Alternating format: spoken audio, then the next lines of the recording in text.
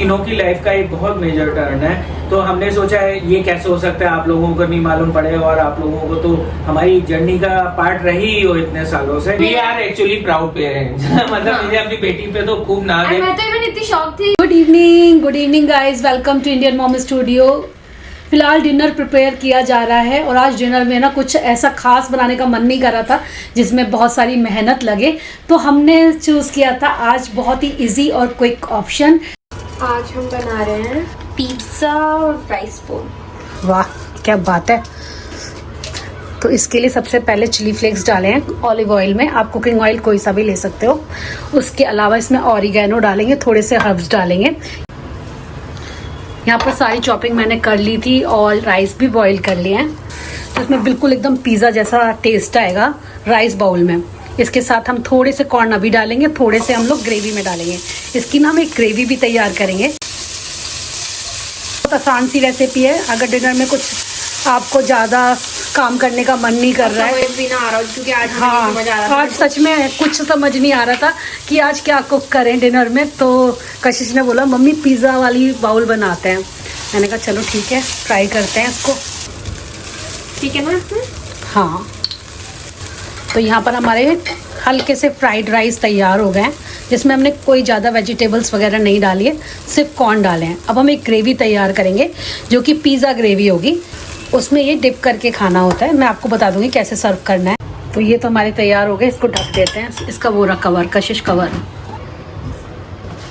जब बटर गर्म हो जाएगा तब इसमें सबसे पहले हम डालेंगे अनियन सौते करने के बाद इसमें कैप्सिकम और कॉर्न जो बचे हुए हैं वो डाल देंगे। सबसे लास्ट में पनीर, थोड़ा सा जिंजर गार्लिक पेस्ट डालेंगे इस टाइम पर।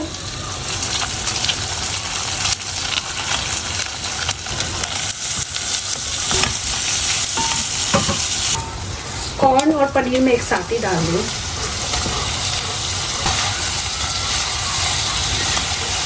अब एक चम्मच ना, ये वाली मैंने बड़ी चम्मच ली है, कुछ सॉसेस डालनी है हमें। सबसे पहले मैं केचप से शुरुआत कर रही हूँ। 1 चम्मच वेज में हो, 1 चम्मच मैं यहाँ पर पिज़्ज़ा पास्ता सॉस डाल रही हूँ। यहाँ पर ये आप 2 चम्मच भी डाल सकते हो, उससे अच्छा फ्लेवर आएगा। इसमें ना अब जाएगा मिल्क। आप देख सकते हो सॉसेस की जो ग्रेवी है वो तैयार हो रही है यहाँ पे। तो इसके साथ अब हम मिल्क डालेंगे।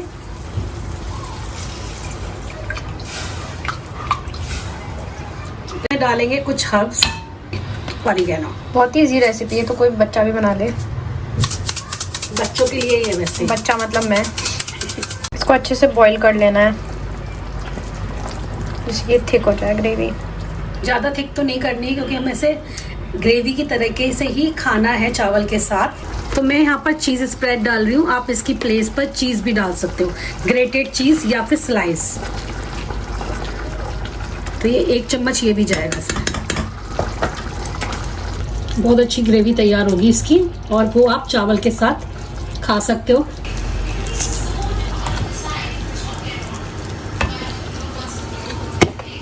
हम लेंगे एक बाउल और उसमें चावल भर लेंगे पूरा अच्छे से।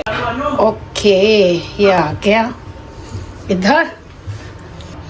हाँ good.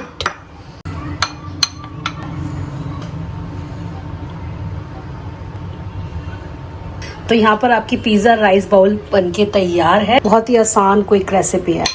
Good morning guys, good morning Reema. भाई मेरे लिए सुबह सुबह पराठे बन रहे हैं क्योंकि मुझे कहीं काम से निकलना है। तो आज सुबह सुबह चाय और पराठे नमक अजवाइन वाले। मैं आप लोगों से बात करूँ, आई थिंक पता नहीं मैं लास्ट आप लोगों से कब बात किए होंगे, और बस कुछ बातें आप लोगों के संग शेयर करनी है। बहुत दिनों बाद कुछ गुड न्यूज़ आई हैं और आपके संग थोड़ी देर में शेयर करते हैं, चाय पीते हुए या नाश्ते के बाद, और बताते हैं फिर आपको क्या हुआ है लाइफ में। कुछ बड़ा अपडेट है, राइट? तो गाइज आप लोग बहुत सारे लोग कमेंट्स करते रहते हैं, पूछते रहते हैं कि आप लोग कहते हैं कि क्या हो रहा है, मतलब बिहाइंड द सीन्स क्या हो रहा है। हमें रियली समझ नहीं कहाँ आ बिजी रहा है चल रहे हो इतने दिनों से। हाँ, और कि- हम लोग बहुत बार कह भी रहे थे कि भाई बहुत सारी लाइफ में चीजें भी चल रही हैं, बिल्कुल। आपको अपडेट्स भी देने हैं, तो लाइफ में बड़े चेंजेस भी आने वाले हैं। बहुत बड़े चेंजेस, तो बहुत सारे लोग सोच रहे थे शायद ऐसे ही कह रहे हैं, बहुत सारी चीजें या लोग गैसेस भी कर रहे थे हाँ। कि क्या हो सकता है। तो अभी हमें लगता है कि बेस्ट टाइम है आप लोगों को इन्फॉर्म करने के लिए, आप लोगों को बताने के लिए सारी exciting news, and I think आप लोग भी बहुत खुश हो गए। तो मम्मी मैं शेयर करूँ, आप लोगों में से कोई शेयर करना चाहेगा? सबसे पहले मैं एक बात बोलना चाहूंगा। हाँ। रीमा ने जब से ब्लॉग बनाने शुरू किया, I remember when Kashish was in 7th grade, हाँ। तब से रीमा ने यूएस से बनाने शुरू किए, और आप लोगों ने कशिश की जो जर्नी है वो लाइफ 9th ग्रेड से की, देखी। वो 9th ग्रेड से और 7th ग्रेड से 7th थोड़ा 8th बहुत। ग्रेड से थोड़ा बहुत देखी है, जो Reema limited number of blogs बनाती थी यूएस से।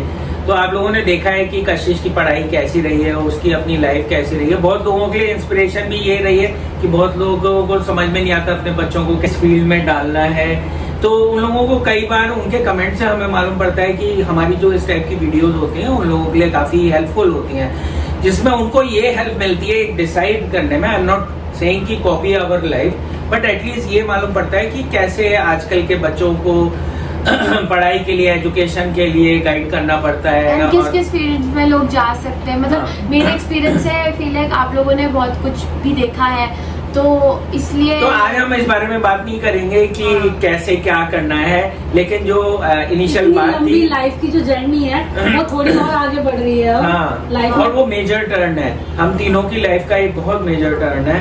तो हमने सोचा है ये कैसे हो सकता है आप लोगों को नहीं मालूम पड़े, और आप लोगों को तो हमारी जर्नी का पार्ट रही ही हो इतने सालों से। तो इस वजह से मैंने और हम सब ने डिसाइड किया कि I think now is the correct time to tell.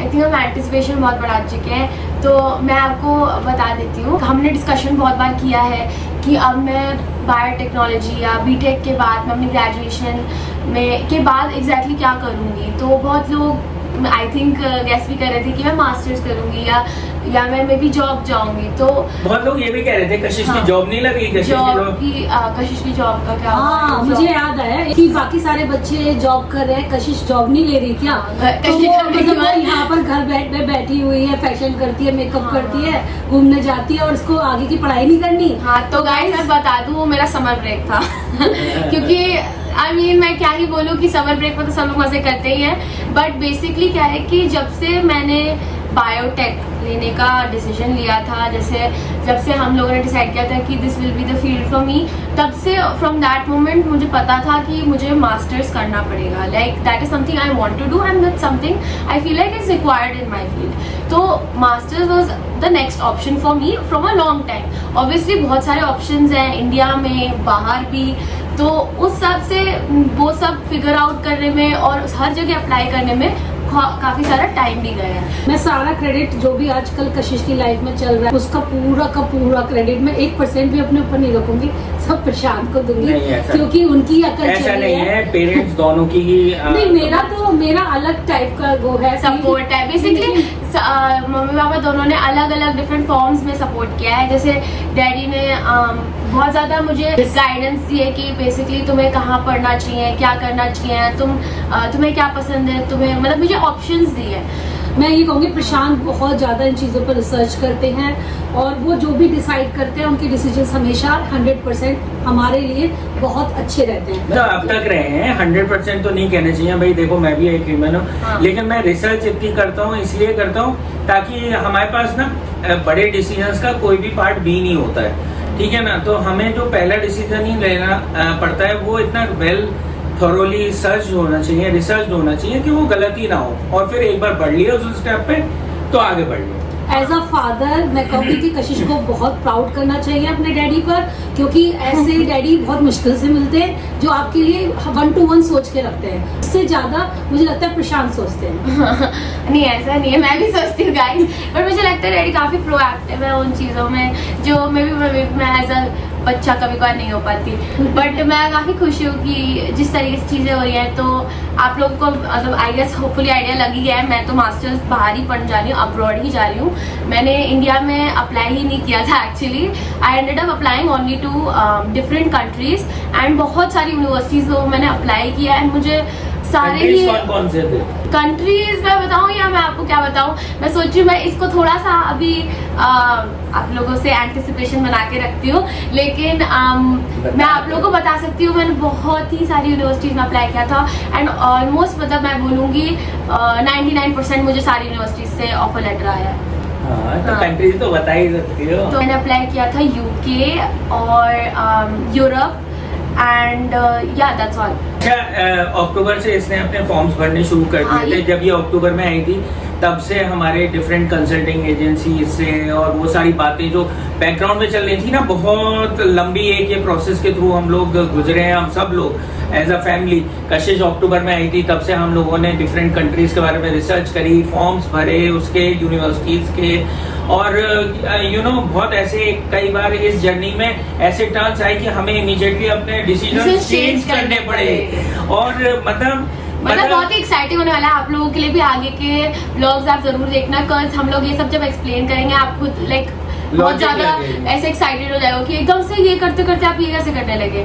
दिसंबर में तेरे इंटरव्यूज वगैरह भी तो हाँ, इंटरव्यूज वगैरह भी मैंने दिए इसके नवंबर दिसंबर में बहुत सारे इंटरव्यूज हुए थे एंड आई यूज्ड टू सी कि वो लोग इसके जो इंटरव्यू प्रोसेस है ना, जो इसके इंटरव्यूअर्स होते थे कितने ज्यादा इससे वो होते थे, इम्प्रेस होते थे। मुझे याद है अभी भी दिसंबर का महीना था, ठंडी ठंडी थी उस टाइम, ये पता है इस रूम में पूरा घेर के रहती थी और हर दिन किसी ना किसी यूनिवर्सिटी का इंटरव्यू दे रही होती थी, वो भी ऑनलाइन, मतलब फेस टू फेस देना होता था। हाँ। और एक एक डेढ़ घंटे वो इंटरव्यू चलता था। और जब ये बाहर निकलती थी मैं पूछती थी कशिश कैसा रहा तेरा इंटरव्यू, तो कहती थी मम्मी अच्छा रहा, बहुत बढ़िया रहा। हाँ। मैं कहती थी हे भगवान मुझे तसल्ली हो गई। हाँ। तो यू नो आप लोगों ने भी बहुत ऐसे में भी आप लोगों के बच्चों ने किया हो कि उन्होंने भी यूनिवर्सिटीज में अप्लाई किया, तो आप लोगों को पता है कि कितनी ज्यादा एंग्जाइटी होती है कि ओ माय गॉड कौन सी यूनिवर्सिटी मिलेगी भी या नहीं मिलेगी, कहीं हो पाएगा कुछ। इस मामले में ये बात अच्छी हुई कि तुमने जितनी भी यूनिवर्सिटी में फॉर्म भरे थे हाँ। सब जगह से और शुरुआत में ना एंटिसिपेशन की बताया, इसके पास रिस्पांस नहीं आ रहा था किसी हाँ, मुझे तो हम लोगों की हालत खराब हो रही थी। हम लोगों को ये लग रहा था कि पता नहीं क्या होगा, बिकॉज बच्चा इतने दिनों से मेहनत कर रहा है और जब आप फोकस्ड होते हो किसी चीज पर और कोई रिजल्ट नहीं आ रहा होता है तो आप बहुत डिसअपॉइंटमेंट की तरफ जाने लगते हो।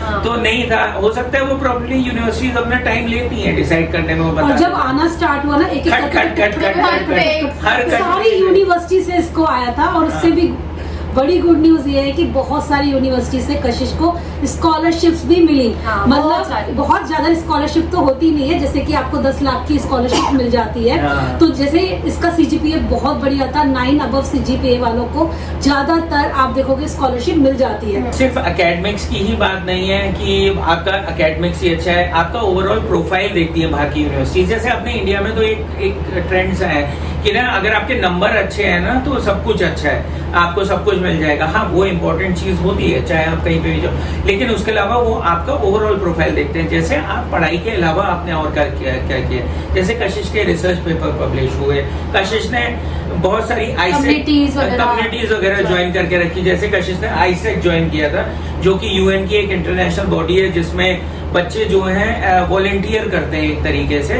और मतलब यूएन की एक्टिविटीज को प्रमोट करते हैं। उसके अलावा कशिश ने इसने जेएनयू में अपनी इंटर्नशिप करी थी, जिसके लिए ये 2 साल पहले आपको ध्यान होगा, 1.5-2 साल पहले जब आई थी तो वो ये छोटी छोटी चीजें बाद में जाके कितनी बड़ी इतनी ज्यादा वो कलेक्टिव बनती है तो आपका प्रोफाइल बनता है ओवरऑल। फिर इसने सर्टिफिकेशंस किए, अभी भी कर रही है, जाने से पहले भी कर रही है ये सर्टिफिकेशन। मैं गाइस इतनी खाली दिख रही हूँ बट मैं हूँ नहीं, वो तो मैं बहुत तो होती रहती है, बट पढ़ाई तो मतलब ऐसा चीज होती है कि आप दिन में 2-3 घंटा कर लेते हो। मेरा शुरुआत से एक्चुअली में यही मानना रहा है कि आप जब पढ़ाई करने चलो ना तो आप पूरी पढ़ाई एक बार में एक ही स्ट्रेच में खत्म करो। प्रशांत यही चाहते हैं। मैं ये नहीं चाहता कि तुम ना जॉब करो, जॉब के बाद तुम 2-3 साल बाद फिर तुम बाहर जा रहे हो और उसके बाद तुम या बाहर जा रहे हो इंडिया में रहे हो, उसके बाद तुम मास्टर्स कर रहे हो। मेरा हमेशा से ये रहा है तुम जो कर रही हो उसमें ना डेडिकेटेडली होके एक स्ट्रेच में कर लो। जो ऐसे फील्ड्स भी होते हैं जहाँ पे लोग एक्सपीरियंस के साथ भी मास्टर्स करते हैं, बट बायोटेक में आई ऑब्जर्व लोग अपने पीएचडी तक कर लेते हैं, उसके बाद ही कुछ वो करते हैं, because it's a field like that. ये तो बात है, इसमें पढ़ाई बहुत है। हाँ। अगर आप बायोटेक्नोलॉजी ले रहे हो तो मतलब आपको स्टडी तो बहुत देखिए के करनी है। जी, मैंने एक बात ऑब्जर्व करी और कशिश के कंसल्टेंट से भी पूछा, मैंने उससे ये पूछा, भाई ये बताओ कि तुम मुझे बच्चे स्टेम में इतने दिखाई क्यों नहीं देते, मतलब स्टेम मतलब साइंस स्ट्रीम में, उसके मुकाबले मेरे को business side, art side, commerce side इतने ज्यादा क्यों दिखाई देते हैं? तो कह रहे हैं sir stem is not that easy. तो जो भी ये सोचे कि बायो ले लिया है तो उसके बाद मैथ्स की जरूरत नहीं पड़ेगी, ऐसा नहीं है। अगर आपने स्टेम लिया है ना तो किसी ना किसी पॉइंट पे मैथ्स आपको टच जरूर करेगी, और वो बेसिक नहीं होती है, बेसिक से थोड़ी ऊपर वाली होती है। तो अब कशिश, व्हाई डोंट यू टेल कि तुम्हारा किन किन यूनिवर्सिटीज में? आई थिंक आप लोग ये सब वंडर कर रहे होगे। तो जो पहला मुझे ऑफर लेटर आया था, सबसे पहला आया था वो था यूनिवर्सिटी ऑफ ग्लासगो से। तो उधर भी मैंने अलग से स्कॉलरशिप के लिए अप्लाई किया था। तो ग्लासगो है यूके में, एंड मैंने स्कॉटलैंड में, स्कॉटलैंड कितनी सुंदर जगह है ना गाइस। आप लोग गेस करो, एक्चुअली मैं चाहती हूँ, मैं कमेंट्स देखना चाहती हूँ और ये देखना चाहती हूँ आप लोग क्या सोचते हो कि मैं किस कंट्री या यूनिवर्सिटी जाऊंगी। तो ग्लासगो यूनिवर्सिटी तो वही है ना जिसके प्रोफेसर्स के तेरे पास मेल अभी तक आ रहे हैं? नहीं ग्लासगो नहीं है, वो दूसरी यूनिवर्सिटी है। तो ऐसे ग्लासगो यूनिवर्सिटी हो गई, उधर मैंने अलग से स्कॉलरशिप अप्लाई किया था और मुझे वो स्कॉलरशिप भी सिक्योर हो गई थी। वो मेरी पहली यूनिवर्सिटी प्लस स्कॉलरशिप थी। उसके बाद वो स्कॉलरशिप भी 10,000 पाउंड्स की थी। एंड नेक्स्ट यूनिवर्सिटी फिर मेरी आती गई, यूके की मेरी आती गई, लिवरपूल आई थी, यूनिवर्सिटी ऑफ डंडी था, एंड यूनिवर्सिटी ऑफ लंदन भी था। मतलब इतनी यूनिवर्सिटीज अप्लाई की थी, बिकॉज सब लोग इतने ऑप्शंस अप्लाई करते हैं जिससे कि आपको पता हो कि आप कहाँ कहाँ एडमिट हुए हो, सबसे बेस्ट यूनिवर्सिटी में जाना चाहते हो ना आप लोग। तो इसलिए तो हर जगह, आई मीन यूके की मैं मल्टीपल यूनिवर्सिटीज ले सकती हूँ, जो आपने टॉप की भी सुनी है कि मतलब यही जो मैंने बेसिकली नाम लिए है, इन सब की यूनिवर्सिटीज में मैंने अप्लाई किया था। तो कैनेडियन यूनिवर्सिटी में भी मैंने अप्लाई किया था, सिर्फ 2 में। पहली थी यूनिवर्सिटी ऑफ कैलगरी एंड दूसरी थी यूनिवर्सिटी ऑफ विक्टोरिया। तो वो भी मैंने अप्लाई कर दिया था, वहाँ से भी मुझे ऑफर लेटर आ गए थे। एंड नेक्स्ट हम चलते हैं। तो गाइस मैंने इसको एक चीज बोली थी, तू चाहे कनाडा अप्लाई कर, चाहे तू यूके अप्लाई कर, चाहे तू जर्मनी में अप्लाई कर या आयरलैंड में अप्लाई कर, ठीक है। तो लेकिन वहाँ पे ये जरूर देखना कि जो यूनिवर्सिटी है वहाँ पे तेरा जो पर्टिकुलर कोर्स है जिसमें तू जाना चाहती है वो है कि नहीं है। वो डायरेक्टली मतलब आप सिर्फ बाहर जाने के लिए नहीं बाहर जाना है, आपको अपने करियर को उसी तरीके से शेप करना है जहाँ पे आपने जिस तरीके से सोचा है। ये मैंने बहुत सारे बच्चों को देखा कि बच्चे जो हैं बीटेक एंड बायोटेक्नोलॉजी करने के बाद अल्टरनेटिव स्ट्रीम्स में चले जाए, but that is not the right way. क्योंकि कोई भी ऑर्गेनाइजेशन होता है जिसमें आप बाद में जॉब करते हो, वो भी देखता है कि भाई ये इन्होंने स्विच क्यों मारा, है ना। और वो कन्विंसिंग उनके लिए ज्यादा ये होता है कि बंदे ने जिससे अपना करियर शुरू किया, पढ़ाई शुरू करी, उसी में ही वो करियर है। डिफरेंट कंट्रीज की गवर्नमेंट्स भी यही देखती हैं। तो मैंने इसको यही सजेस्ट किया था, तूने जिसमें बीटेक किया है तो उसी में ही मास्टर्स कर। So basically she was looking for all masters in biotechnology. और मैंने इवन जर्मनी, आयरलैंड, इन सब की यूनिवर्सिटीज में भी अप्लाई किया था। आयरलैंड में इसने जितनी यूनिवर्सिटीज में किया था, 5-6 यूनिवर्सिटीज में, सब में आ गया, सब में स्कॉलरशिप मिल गया। तो तेरी तो एक वो यूनिवर्सिटी थी ना गॉलवे, जिसमें तेरे फेस टू फेस इंटरव्यू हुआ था। गॉलवे में क्या होता है कि फेस टू फेस इंटरव्यू होता है। तो दिसंबर में हम मुझे बात कह रही थी कि मैंने उसी के इंटरव्यू बहुत सारे दिए थे। ट्रिनिटी में भी हुआ था, ट्रिनिटी में भी हुआ था, और मैंने बहुत सारे इंटरव्यूज भी दिए थे एंड सब में ही मुझे ऑफर लेटर आ गए थे। लाइक सारी यूनिवर्सिटीज में, स्पेशली लाइक यूके और यूरोप साइड आप सोचो, तो मुझे सारी यूनिवर्सिटीज के ऑफर लेटर्स आ गए थे। फिर at the end of the day ये डिसीजन मुझ पे लाइक और हम पे लाइक डिपेंडेंट था कि हम एग्जैक्टली कौन सी जगह जाना चाहते हैं, कौन सी फील्ड कहाँ की सबसे बेस्ट है, कौन सी रिसर्च सबसे बेस्ट। मैंने इसको ये बोला कि जब तू डिसाइड कर रही है तो यूनिवर्सिटी की जो वर्ल्ड रैंकिंग है उसको भी ध्यान में रखो। तो वो भी सिर्फ वो फैक्टर नहीं था, वो फैक्टर नहीं हमारे लिए, बिकॉज हमने ये देखना था कि वो प्रोग्राम स्पेसिफिकली वो अच्छा है या नहीं, वो यूनिवर्सिटी अच्छी है या नहीं, जहाँ मैं जा रही हूँ वो जगह अच्छी है या। तो मैंने तो आप लोगों को जैसे मैं बताना चाहूँ, मैंने एक यूनिवर्सिटी डिसाइड कर ली है, मैंने ऑफर एक्सेप्ट कर लिया है, मैं उस स्टेज पे मतलब आ गई हूँ कि अब वो मेरा कंफर्म्ड है कि मैं वहीं जा रही हूँ। तो उसका भी अप्लाई कर दिया है, वीजा भी अप्लाई कर दिया है। हम लोग बीच में काफी बार इधर उधर गए हैं, तो वीजा भी अप्लाई करने के लिए एक दिन निकले थे घर से। वीजा अप्लाई हो चुका है, बस आना बाकी है, और जैसे ही आ जाएगा तब हम आप लोगों को बता देंगे कि कशिश किस यूनिवर्सिटी में, किस जगह पर, किस कंट्री में जा रही है, किस। और बहुत लोगों का ये भी सजेशंस आए थे कि यूएस मत जाना, कनाडा मत जाना, यूके मत जाना, क्योंकि वहाँ पे ये चल रहा है। सब जगह कुछ ना कुछ तो चल ही रहा होता है। अभी लेकिन आप ये सोच के जाओ कि मुझे स्टडी करनी है, वहीं पर एकदम रहना नहीं है। आप स्टडी के हिसाब से जाओ, आप अपने करियर सेंट्रिक होके जाओ, आप अपनी पढ़ाई को बढ़ाने के लिए, देखने के लिए अपनी जाओ, नॉलेज एक्सपर्टीज को अगर आप बढ़ाने की कोशिश करोगे तो ऐसा नहीं है कि आपको अपॉर्चुनिटीज कहीं नहीं मिलेंगी। आपको इंडिया में भी बहुत अच्छी अपॉर्चुनिटीज मिलेंगी। इट्स नॉट जस्ट कि मेरा पर्पस ये नहीं है कि मैं सिर्फ बाहर जा रही हूँ बिकॉज मैं कभी गई नहीं हूँ या मुझे जो जाना है, मेरा वो नहीं है, क्योंकि वो तो बचपन में जा चुके हैं। मुझे इवन ये भी पता है गाइस कि आप लोग भी ये बहुत बोलोगे कि इंडिया में भी बहुत अच्छे इंस्टीट्यूशंस है। बात तो बहुत सही है आपकी, इंडिया में भी बहुत अच्छे कोर्सेज इंस्टीट्यूशंस हैं एंड बायोटेक का भी स्कोप काफी अच्छा है। लेकिन मुझे ऐसा लगता है पर्सनली जिस टाइप का करियर पाथ मैं अपने लिए देखती हूँ वो बाहर ज्यादा सूटेबल है। तो it's just that difference. India में अभी रिसर्च नहीं है बायोटेक, R&D थोड़ी कम है। इंडिया में मैन्युफैक्चरिंग ज्यादा है। आप खुद देखो जितनी भी बड़ी कंपनीज हैं उन सबके मैन्युफैक्चरिंग यूनिट्स तो बहुत बड़े बड़े, बट रिसर्च इज लेस।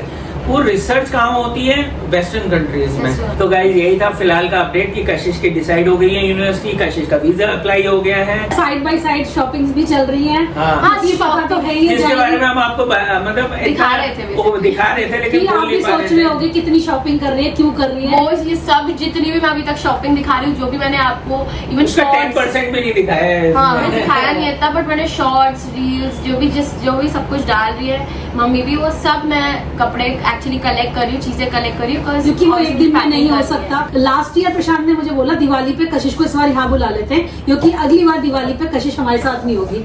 मैंने कहा क्यों? वो कहते हैं कि नहीं, इसका जब कहीं हो जाएगा तो सितंबर में हर जगह ओपन हो ही जाता है, तो अगस्त में से जाना पड़ेगा। तो इसी वजह से इस बार दिवाली दादा दादी के साथ और हम सबके साथ मिलके बनाएंगे। पहले हमारा वहाँ पे मुरादाबाद जाने का प्लान था, लेकिन मम्मी ने बोला कि नहीं हम लोग आ रहे हैं, वरना हमारा पूरा पक्का प्लान था कि कशिश को लेकर इस बार हम मुरादाबाद में दिवाली बनाएंगे मम्मी पापा के साथ, क्योंकि ये इसकी दिवाली पता नहीं फिर कब आया ऐसी दिवाली। तो यार बहुत सारी चीजें ऐसी हैं जो कशिश ना अपने जब सेकंड ईयर में आई थी ना अपने ग्रेजुएशन के, तब से ये सारी चीजें डिसाइड करते हुए हम लोग आगे बढ़ रहे हैं। तो ये 1 या 2 दिन की जर्नी नहीं है, कुछ भी रैंडम नहीं हाँ, कुछ भी रैंडम नहीं है। इसी वजह से शायद हम लोग आपको बता भी नहीं पा रहे थे, क्योंकि अगर हम रैंडम चीजें बताते तो आपको समझ में नहीं आती, टूटी सी जब तक आप कंक्लूजन में नहीं पहुंचते हो तब तक कैसे पता हो, राइट? तो यही था फिलहाल तक का, तो अपडेट यही है कि फाइनली आगे बहुत अच्छी चीजें होने वाली हैं। आप लोगों को ये भी कुछ और एक्साइटिंग न्यूज भी है, मैं बताऊंगा आपको आगे, कशिश ही बताएगी।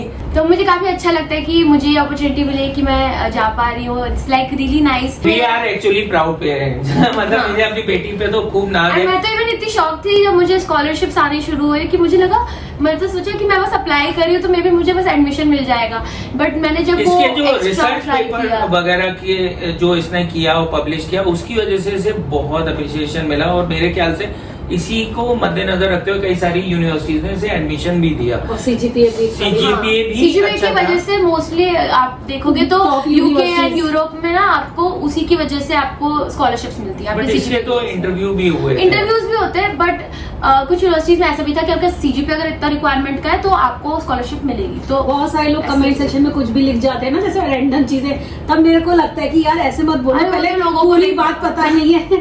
मैं पढ़ती नहीं है क्या, पूरा दिन ऐसे ही करती रहती है, ये क्या करेगी, तो बड़े होके क्या कर पाएगी, यूट्यूबर बन जाएगी। हाँ, ये यूट्यूबर बाय द वे कोई बेकार चीज नहीं है, अच्छा अर्न करते हैं गाइस, ठीक है? तो don't tech YouTubers lightly, okay? यही था फिलहाल तक का अपडेट, और देखो आने वाले टाइम में आपको और भी अच्छे नए अपडेट्स मिलने वाले हैं, और बहुत सारी हमारी लाइफ का मेजर टर्निंग पॉइंट है। ये सिर्फ कशिश का ही नहीं है, हम दोनों का भी है। आगे हमारी लाइफ किसी और तरीके से शेप होने वाली है, हम लोगों के अपने टारगेट गोल अलग होंगे, इसके कुछ और अलग है, but still we are a family together. तो आई होप आप लोगों को हमारे व्लॉग्स पसंद आ रहे होंगे, और अभी आगे भी और इस तरीके के व्लॉग्स के लिए आप लोग वेट करिए, आपको छोटी छोटी अपडेट्स मिलती रहेंगी। तब तक के लिए बाय बाय।